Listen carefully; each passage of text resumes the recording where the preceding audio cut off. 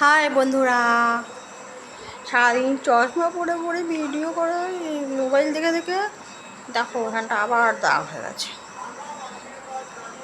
কেমন আছো সবাই? ভালো আছো তো?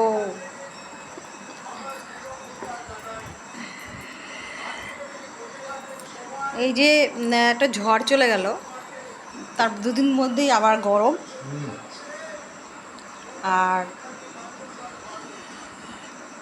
এসি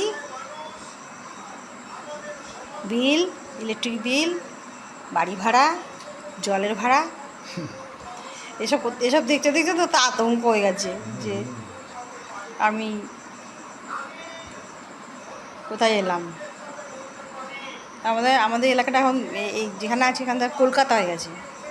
জলের কিন্তু কোনো এখনও পর্যন্ত আমাদের এখানে কোনো জলের কোনো বসেনি, মিটার বসেনি।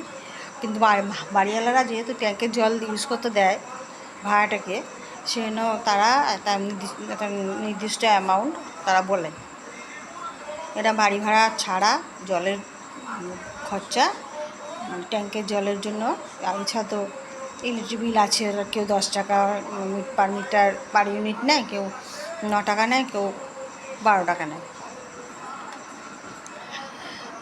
এসে দেখে দেখে না আমি তো ইয়ে হয়ে গেছি, ভরকে গেছি। কি তোকে বলছি আমি?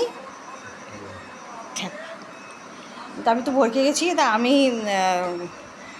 মানে মনে হচ্ছিলো আমি আরও যদি গ্রামের দিকে যেতাম তাহলে মনে হয় আমাকে এই সমস্যাগুলো হতো না আমার।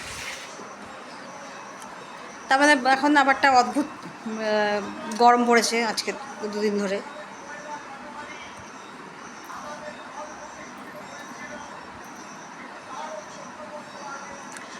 টাটা।